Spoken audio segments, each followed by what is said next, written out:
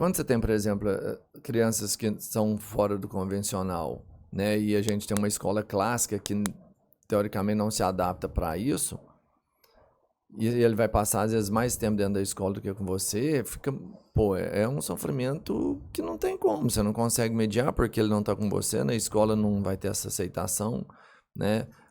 E a gente já falou isso aqui várias vezes, né? Do quanto a escola já teria que ter mudado, e até a forma clássica mesmo. Essa escola convencional de lá aplicar uma prova, a gente falou também no episódio 1, eu acho, sobre isso, né? Que não tem, nem é mais tão importante essa nota, essa prova, para ele ter que ter uma aula particular, para ele chegar no final do dia lá e prestar uma avaliação que para ele é totalmente...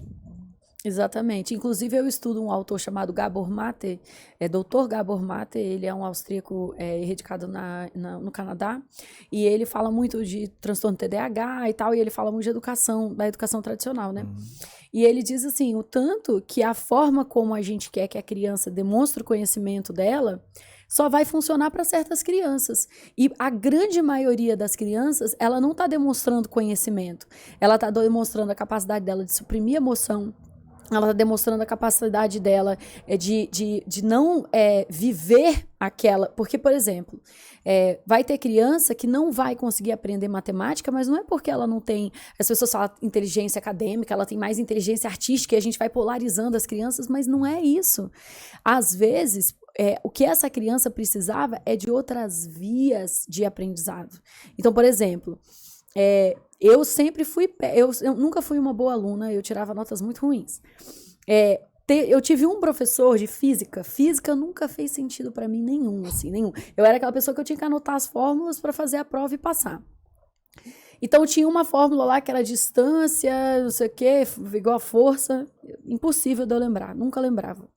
Ainda mais letras, ter que uma letra é igual a outra letra, eu confundi as letras, toda uma bagunça na minha vida. Até que um dia esse professor teve a autorização lá na minha escola de ter um laboratório de física.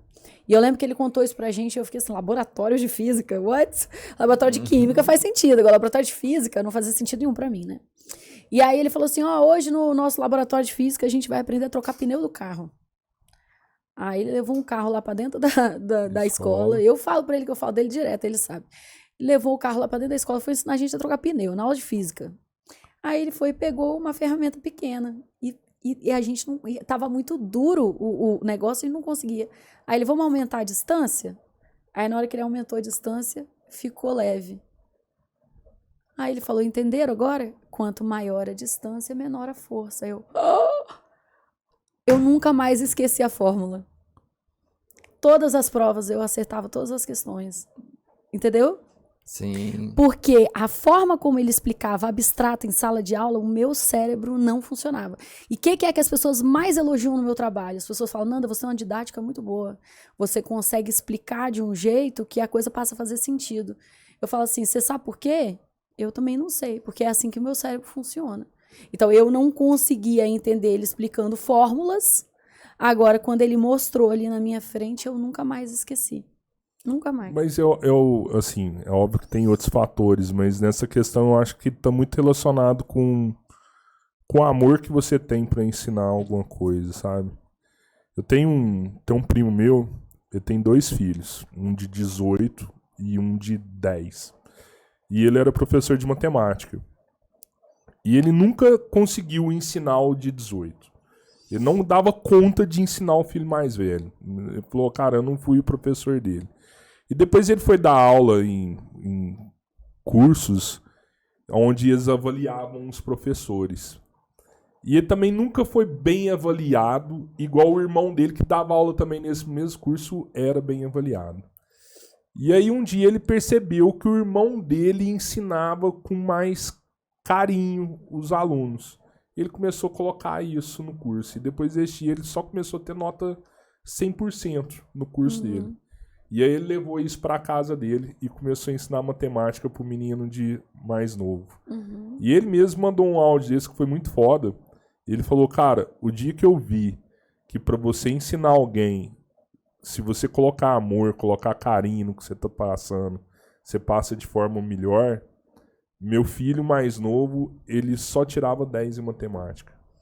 Eu conseguia ensinar ele. Mas eu nunca briguei com ele, eu nunca chamei a atenção dele. Tudo que eu ensinava pra ele era com amor, diferente do jeito que ele ensinou mais velho. Cara, e o que você acabou de descrever é o que eu defendo com relação a toda a educação infantil. Não tô falando escolar, é pai e mãe mesmo. Você quer ensinar seu filho a ter limite, você quer ensinar o seu filho a ter respeito com o outro. É só assim. Essa é a única fórmula que funciona. É castigo, punição, é ameaça, nada disso. Isso aí é a nota baixa que seu primo levava. Entendeu? A diferença entre a educação que eu defendo e a educação padrão que todos nós recebemos, né? É a que você acabou de descrever. É você educar seu filho com amor, ao invés de com medo, entendeu? Com medo do que ele vai se tornar. É a grande diferença, cara. Você acredita que mudando um pouco de assunto, você acredita que o homeschooling vai dar certo em algum momento? Eu vou dar uma de Glória Pires aqui. Eu não tenho conhecimento suficiente para opinar. Eu nunca estudei a homeschooling a fundo, assim. Eu tenho as minhas percepções com relação à socialização, né, que eu acho que é importante. Eu achei até engraçado, teve um dia que eu falei com meu marido, eu falei, eu queria, né, que tivesse como fazer o homeschooling e um monte de criança junto, assim. Ele falou, você queria era ter uma escola.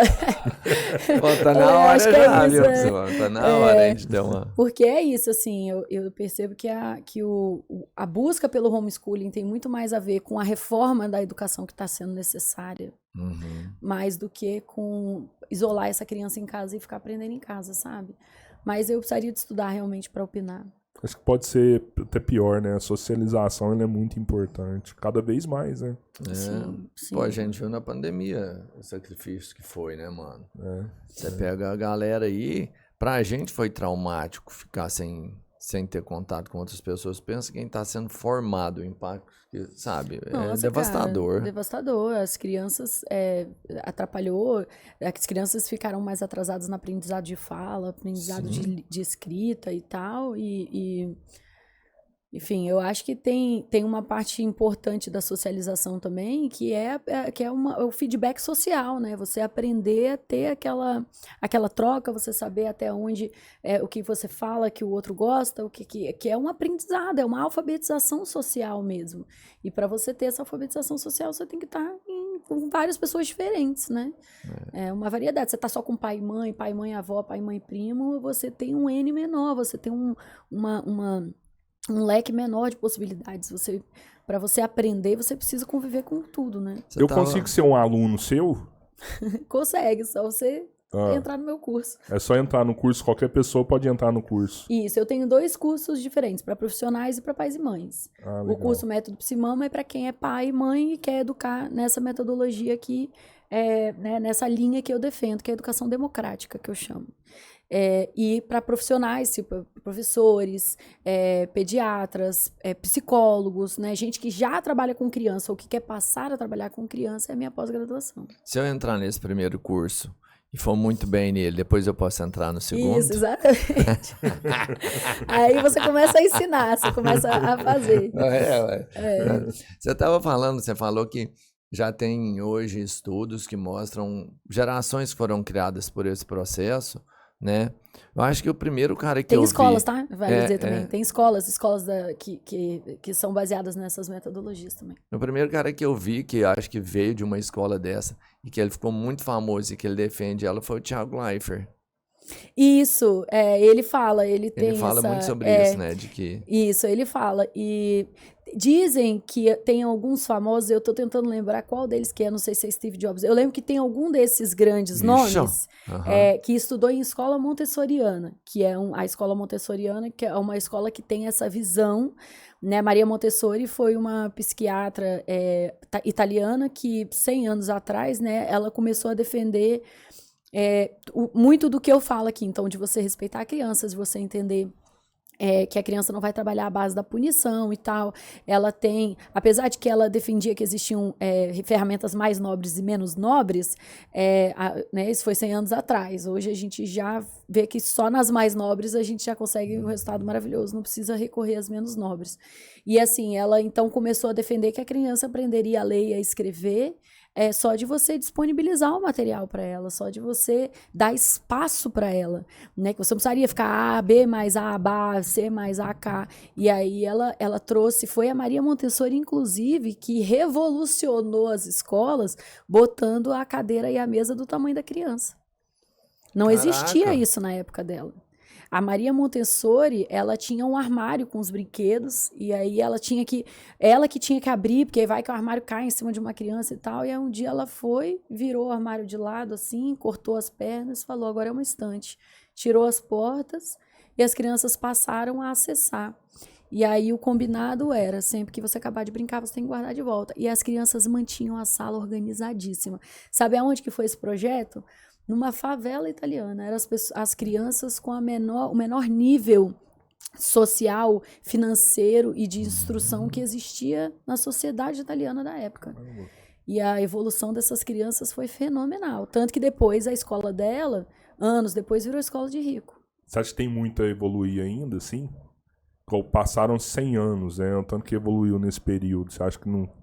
Daqui 100 anos a gente vai ver coisas novas aí? Eu acredito fortemente que se você tirar uma foto de uma escola hoje e a foto de uma escola 100 anos atrás, você vai ver escolas muito parecidas. Infelizmente. Quer dizer que não vai mudar muita coisa. Daqui. Eu acho que a gente está num ponto... Eu acredito que a gente está num momento muito revolucionário. Por quê? Eu tô aqui no podcast falando disso. Aí, eu tô falando disso, tem um pai ou uma mãe ouvindo e falando, pera lá, isso faz sentido pra mim. Eu vou lá na escola dos meus filhos. 10, 15 pais que for, a escola começa a perceber, tá acontecendo um movimento aí que o povo não tá deixando a gente punir as crianças na sala de aula mais não. E agora, o que a gente vai fazer? Vai ficar ouvindo reclamação toda semana, o povo vindo em cima da gente, vamos ter que treinar esses professores. Como é que treina isso? Ah, vai lá então nessa tal de Piscimama lá que ela treina professor. Aí chama, estamos lá treinando os professores, agora os professores não punem as crianças mais. Aí a escola começa a ter demandas novas, porque agora que não pune, a gente vai precisar de mudar o formato da sala de aula. A sala de aula do jeito que está agora, as crianças estão dizendo, agora as crianças estão se expressando e dizendo, quando a carteira fica assim uma na frente da outra, fica ruim, não sei o quê. Agora as crianças estão dando sugestões. Aí a professora, pera lá, então vamos fazer um U. Aí a professora faz um U. Tem um resultado maravilhoso, compartilha com as outras professoras. Agora tá todo mundo fazendo U e tá muito melhor, a sala mais organizada. E é assim. E daqui a pouco, quando a gente vai ver, essa uma escola tá com lista de espera e outra escola quer abrir igual, porque quer absorver esse mercado. A escola que eu mais vejo com lista de espera e tudo mais é a escola militar. E ela é muito disso que você é contra. Isso, oposto, né? É o oposto disso. Mas por que você acha? Por que você acha? Eu não sei porque até eu queria colocar meus meninos na escola militar, mas como eu não tenho oportunidade, porque eu sei que tem uma lista de espera enorme lá lá. na nossa cidade tem uma lista de espera bem grande na escola militar. Do método convencional, que ainda é utilizado, lá no final você ainda vai ser cobrado por esse método, que ainda é o que é utilizado. A gente, querendo ou não, lá no final você tem que ter um diploma. Uhum. Pô, mas você aqui, poder falar assim... mas vamos analisar junto o que você acha que um pai e uma mãe buscam quando bota o filho na escola militar. Você queria botar eles na escola militar. O que você acha que eles... O que você deseja para os seus filhos que eles iam encontrar lá nessa escola? Teoricamente, um sucesso profissional. Por quê? Porque, por exemplo, para a Piscimama falar aqui para as pessoas e ela ter... Não é... A princípio, tá? Hoje que você já que seu trabalho passou os limites, que você ficou conhecida, né? Tudo vai acontecer meio que... Você validou um processo, você teve um tempo de validação e tudo mais, e por competência quase que de autodidata, porque você buscou seus conhecimentos dentro do que você precisava. Mas... Se você não tem um diploma para começar a falar ali, muito do que você falou ia ser visto como assim, ela não sabe o que ela fala. Sim. Eu acredito, talvez eu esteja enganado, que muito das pessoas que te ouviram falar, pô, tá certo, é porque você tinha um título ali que foi entregue por um sistema. Mas você acha que alguém até hoje já me perguntou onde que eu me formei? Com certeza não. Não é importante onde ou quando, mas o que você é. Sabe por que eu tô te perguntando? Porque assim, eu acredito... Mas aí a gente tá falando de crença, né? Sim. Que a grande maioria dos pais que querem botar os filhos numa escola militar é porque a palavra que vem à cabeça quando a gente fala de militar é o quê? Organização. Eu esperava disciplina. que o Albertinho falasse isso também. Organização, disciplina. Organização, disciplina. E aí, quando você tem uma escola que que exige uma organização e uma disciplina, você tem uma chance maior dessa criança se tornar uma criança que tem a disciplina de estudar e que então passa no vestibular, né? E aí ela faz uma faculdade e aí ela tem esse diploma que você estava validando aí. E eu acho muito curioso, porque apesar de ter lista de espera nas escolas militares, o que a gente mais ouve as pessoas falando é assim, escola não educa, quem educa são os pais, né? Que é uma coisa, eu acho que hoje não está tão separado assim, porque se a criança, se a gente tem um grupo, né, um número enorme de crianças ficando no integral, a gente já não tem essa função tão separada mais, porque se os pais acordam e deixam a criança na escola, busca na escola e vai dormir, quem é que está educando essa criança de verdade? A escola. Mas então, a questão é, quando eu ouço que existe uma lista de espera na escola militar, eu tô ouvindo que são pais que querem alguém disciplinando os filhos deles, para que eles tenham a disciplina de estudar. E quando a gente fala dessas crianças sendo disciplinadas dentro de uma instituição, a gente está falando exatamente dessa criança de todos os tamanhos, formas, cores, facilidades, dificuldades, inteligências diferentes, entrando numa mesma caixinha. Indo todo mundo ficar igual. Aquela música, né? We don't need... aquela coisa bem... Você lembra do clipe? Era eles pegando crianças, todas as crianças com roupas diferentes, com cores diferentes, e todo mundo saindo idêntica da escola. Então, assim, vai ter uma consequência positiva, te forçarem uma disciplina ali? Com certeza, o ponto positivo tudo tem, né? A gente consegue tirar a coisa positiva de tudo. Agora... que foi para a criança a experiência de entrar daquele jeito e sair daquele outro jeito? Quais foram as experiências que ela passou? O que ela aprendeu sobre ela? O que ela teve que reprimir das habilidades artísticas, dos desejos, das opiniões que ela queria dar e que em escola militar você não pode dar opinião nenhuma, você que se cala, se coloque no seu lugar, porque existe uma hierarquia, se você está inferior hierarquicamente, você cala sua boca e só baixa o nariz e ouve. Então, assim, a quantidade de... situações em que a criança vai ser forçada a se posicionar como Otávio, enquanto outras estão se posicionando como Augusto, e for reforçando Augustos e reforçando Otávios, e o tanto que isso não necessariamente está ensinando habilidade de vida, porque aí a gente tem o Otávio precisando de aprender a se impor, não é? Sim. Numa escola militar ele vai aprender isso? Não. Nunca. O Augusto talvez vai aprender a não ser tão autoritário, mas como? Será que vai ser com respeito? Será que vai ser dizendo, Augusto, você é um cara muito legal, é só esse ajuste que você precisa fazer? Ou vai ser ele se sentindo um cara, sabe, ele ou se rebelando contra os superiores dele, ou se sentindo um cara totalmente incompetente, que não consegue, sendo que na verdade ele tem uma energia ali, uma motivação, ele tem qualquer coisa que em outro lugar ia ser só redirecionado. Você, ao invés de usar essa sua energia para ser autoritário com seu irmão, você vai usar para liderar de forma respeitosa um grupo de pessoas para um projeto. É porque o nível da escola pública hoje está tão ruim, que eu acho que as pessoas acabam falando, pô, antes de colocar na pública, eu vou colocar ali na militar que não cobra também igual a pública, e por isso tem uma lista de espera, mas também dá um resultado. E de quebra vai dar uma disciplinada no meu filho e vai dar um resultado porque a outra mediano. nem isso, né? Mas se você pegar, por exemplo, na minha fase aí de ginásio aí, as pessoas que mais se destacam hoje na vida adulta são as pessoas que não se destacavam na escola. Você pode ter certeza impressionante, disso. É impressionante. As pessoas, por exemplo, da minha escola ficam muito chocadas quando elas descobrem que eu sou a bem-sucedida. Eu acho que a diretora da minha escola deve saber até hoje, que tipo assim, jamais. Sim. Eu lembro quando eu falei que eu ia fazer psicologia, que ela riu, ela como que dizia assim, gata, eu já desisti há muito tempo. Sabe assim? Mano, mas eu falei, eu tô entre psicologia e história, e ela... Tanto faz. A verdade é que tanto faz. E muitas das pessoas que se destacam hoje na minha época falaram, tem relato de alguns aí que a escola foi um terror na vida deles, cara. A escola foi um terror. Eu fui uma dessas. Você foi, não foi, Cabelo? Hã? Você foi, não foi? Eu não me destaco em nada. Mas eu falo na escola era terrível, né? Não, a escola pra mim era bullying 24 horas, velho. Eu também. Eu sofria bullying dos professores.